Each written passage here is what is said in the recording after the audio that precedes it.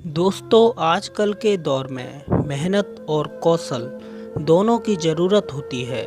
ख़ास तौर पर जब आप दिल्ली जैसे बड़े शहर में नौकरी की तलाश में आए हों तब।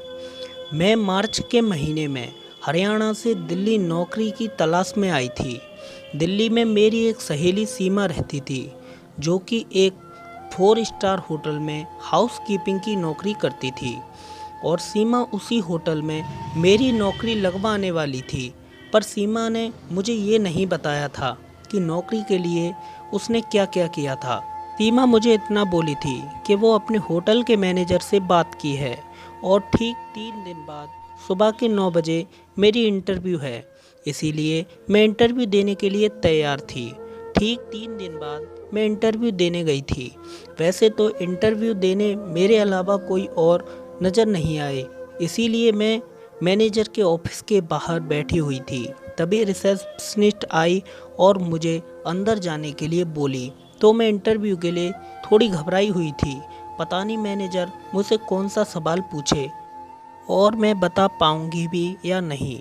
तो मैं मैनेजर के दरवाजे को खोली और बोली, क्या मैं अंदर आ सकती हूँ? तो मैनेजर मुझे देखे बिना बोले, हाँ आ जाओ और अपनी फ़ाइल टेबल पर रखकर सामने बैठ जाओ। तो मैं मैनेजर के टेबल पर अपनी फ़ाइल रखी और सामने सोफे पर बैठ गई। फिर मैनेजर अपना डेस्कटॉप पर काम ख़त्म करने के बाद मेरी ओर देखे। पहले तो मैनेजर मुझे देखते ही रह गए। मैं तो थोड़ी असुविधाजनक महसूस करने लगी। तो मैं मैनेजर से बोली कि सर, फ़ाइल तो। मैनेजर थोड़े चौंके और बोले, ओ हाँ, फ़ाइल देखता हूँ। और तब मैनेजर मेरी फ़ाइल देखने लगे।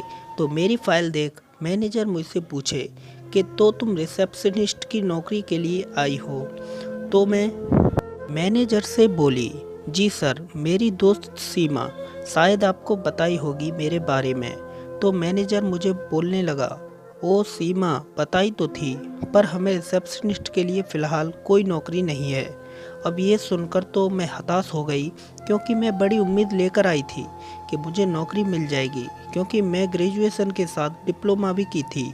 पर मेरे पास होटल मैनेजमेंट का प्रमाण पत्र नहीं था और ना ही मैं पहले कभी किसी होटल में काम की थी।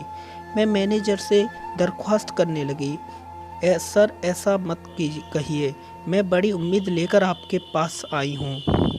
तो मैनेजर मुझे बोलने लगे, देखो जानवी, फ़िलहाल तो तुम्हें रिसेप्शनिस्ट की नौकरी नहीं मिल सकती। तो मैं मैनेजर से बोलने लगी कि तो कोई और पोस्ट तो खाली होगा, मैं कोई भी काम करने के लिए तैयार हूँ, प्लीज़ सर प्लीज़। तो मेरी बात ये सुनकर मैनेजर उठ गया और डू नॉट डिस्टर्ब का बोर्ड लेकर अपने कमरे के दरवाजे के बाहर लगाकर वापस आया। तो मैं समझी नहीं कि आखिर बात क्या है, लेकिन वापस आने के बाद मैनेजर ने मेरी कंधों पर अपना हाथ रखा और सहलाने लगा। मुझे तब बहुत अजीब लग रहा था। तो मैनेजर मुझे बोला कि चलो जानवी, अगर तुम इतना बोल रही हो तो मैं तुम्हें हाउसकीपिंग की नौकरी दे दूँगा। तो मैं इतनी खुश हुई थी, तब बोली कि ओ सर शुक्रिया, मेहरबानी हुई ये जानकर। तो मैनेजर मुझे बोलने लगा कि मैंने कहा दे दूँगा, अगर बदले में तुम मुझे कुछ दोगी तब। तो मैं सोची कहीं ये मैनेजर मुझसे घुमा फिरा के पैसे की बात तो नहीं बोल रहा। तो मैं मैनेजर से बोली कि सर कितना चाहिए आपको? तो मैनेजर हंसते हुए बोला, तुम समझी नहीं शायद, मैं पैसों की बात नहीं कर रहा। ये कहते हुए मैनेजर ने कुर्सी के साथ मुझे अपनी तरफ घुमाया और अपने पैंट में टाइट हुए हथौड़े की तरफ इशारा किया, जिसे देख मैं चौंक ही गई और मैं समझ गई कि मैनेजर को क्या चाहिए। कमीना मेरी मजबूरी का फ़ायदा उठा रहा था। तो मैं मैनेजर से बोली कि सर आप मेरी मजबूरी का फ़ायदा उठा रहे हैं। तो मैनेजर मुस्कुराते हुए बोला, सोच लो, उसके बाद ही तुम्हें नौकरी मिलेगा। तो ये सुनकर मैं मैनेजर से बोली कि अगर नौकरी की बात है तो मैं कुछ भी करूँगी। ये कहते हुए मैं मैनेजर के पैंट में खड़े हथौड़े को सहलाते हुए मैनेजर बेल्ट चैन को खोलने लगी और मैनेजर के पैंट को नीचे सरका दी। तो जैसे ही मैं मैनेजर के पैंट को नीचे सरकाई, वैसे ही मैनेजर के कच्छे में टाइट हुए बड़े मोटे हथौड़ा को देखी मुझे आभास हो रही थी कि मैनेजर का हथौड़ा बड़ा और मोटा होगा। और जैसे ही मैं मैनेजर के कच्छा को खींचते हुए नीचे की, वैसे ही मैनेजर का काला नाग जैसा मोटा हथौड़ा उछलकर बाहर आ गया। उफ, मेरी तो मुंह खुली की खुली रह गई थी। तो मैनेजर मुझे बोलने लगा कि क्या हुआ जानवी, क्या ज़्यादा मोटा है?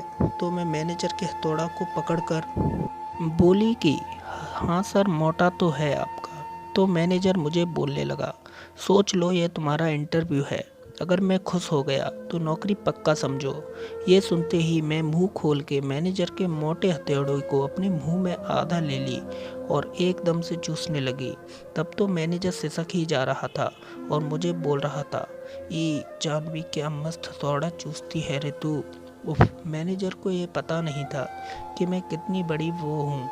तो जब मैं मैनेजर के हथौड़े को चूस कर अपनी लार से लथपथ कर दी, तब मैनेजर मुझे अपने कमरे में रखे एक आरामदायक सोफ़ा पर लेकर गया। तो मैनेजर पहले मुझे उस सोफ़े पे लिटा दिया और मेरी स्कर्ट ऊपर चढ़ाते हुए मेरी पैंटी को खींचते हुए निकाला।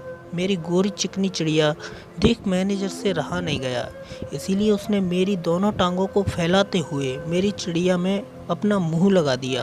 उफ, ई, और चाटने लगा। ई, मैनेजर अपना जीभ घुसाकर मेरी चिड़िया चाट रहा था और मेरी चिड़िया के दाने को अपनी उंगली से सहला रहा था, जिससे मैं आह ई करते हुए नौकरी के लिए ठुकाई करवा रही थी। और फिर मैनेजर मेरी चिड़िया चाटते हुए मेरे सामने अपना पूरा पैंट कच्छा सब उतारकर सोफ़ा पर लेट गया और मुझे अपने ऊपर बैठाया।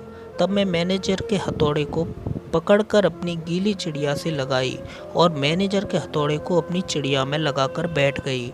ई आ, और मैं मैनेजर के हथौड़े पर अपनी पटकने लगी। उफ, ई आ, और उछलते हुए ही मैं अपने ऊपर के कपड़े उतारने लगी और अंदर मैं ब्रा भी नहीं पहनी थी, तो मैं जल्दी ही नंगी हो गई थी।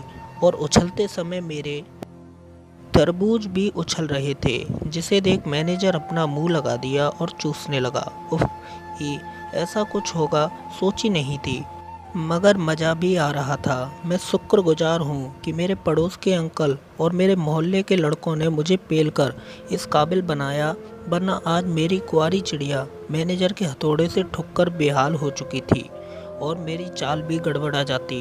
ये क्या मस्त हथौड़ा था मैनेजर का। उफ, तो उछल उछल कर मैं कुछ देर तक मैनेजर के हथौड़ों से ठुकवाती रही। और दोस्तों, इसी के साथ यह कहानी ख़त्म होती है। और दोस्तों, यह कहानी अगर आपको अच्छी लगी हो तो वीडियो को लाइक और चैनल को सब्सक्राइब कर लीजिए। फिर मिलेंगे एक और नई कहानी के साथ में, तब तक के लिए धन्यवाद।